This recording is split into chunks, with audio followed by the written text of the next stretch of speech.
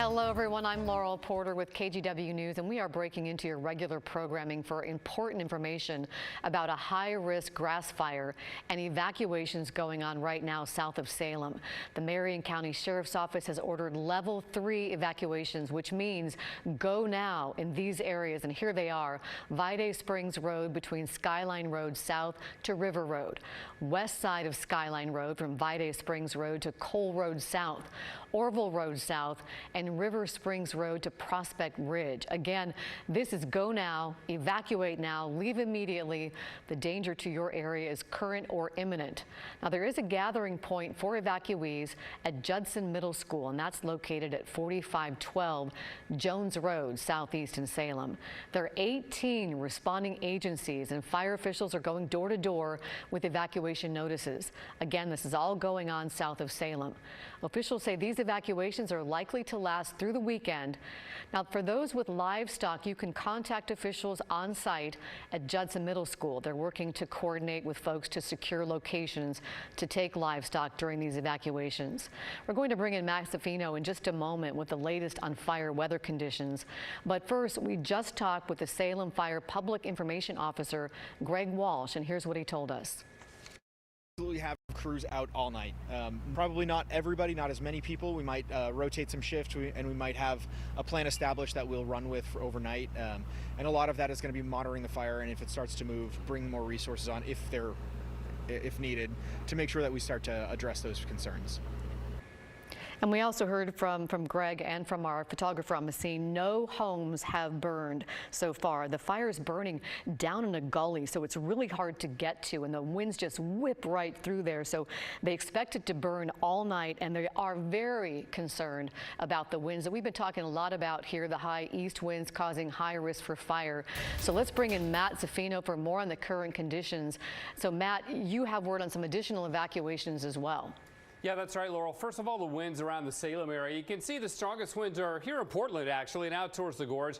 Not a big surprise. When we zoom in on the Salem area, the winds are really pretty calm in most locations. I mean, Dallas, no wind. Amity, northeast at 6. Salem, northeast at only 6 miles an hour. Calm at Almsville, calm to the west. Light winds at Scott Mills, a little bit stronger up at Woodburn. So this is good news. Oftentimes what will happen at night is that the winds will actually decouple, as we say, from the surface. So the surface area begins to see cooler air, get an inversion. The winds are still blowing, say, 1,000 feet above that more strongly, but they're not mixing all the way down to the surface. So I think that may be what's happening right now.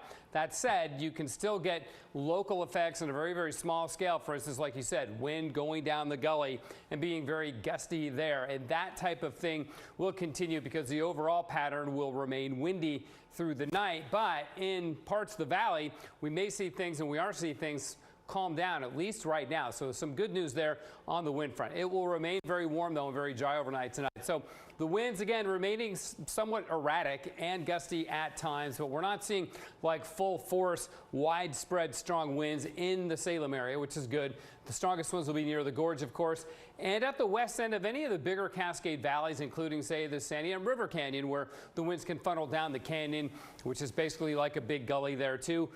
The low humidity, though, and the warm temperatures overnight will allow that fire, or any fire, to continue to roll. So I think that's probably one of the reasons why officials are being super cautious with this. And those winds could pick up because they are going to increase overall overnight tonight. We'll have to see if they can actually mix on down to the surface. But right now, we're doing pretty well with the winds out that way. You can see the smoke from the Oak Ridge fire here earlier in the day. That has now prompted go orders and level 3 evacuations from Oak Ridge and West Fir. West Fir, small community just to the west of Oak Ridge. So officials are telling people to evacuate west on Highway 58. If you planned on traveling east on Highway 58, that's not happening tonight. I'm sure that road is closed as the evacuation orders are in place downwind from the Cedar Creek fire in Central Oregon. So quite a bit going on. Laurel, back to you. There certainly is, and we've been concerned about these winds for the last 24 hours, and it's such a serious situation. They are concerned about the winds in that gully overnight, pushing the fire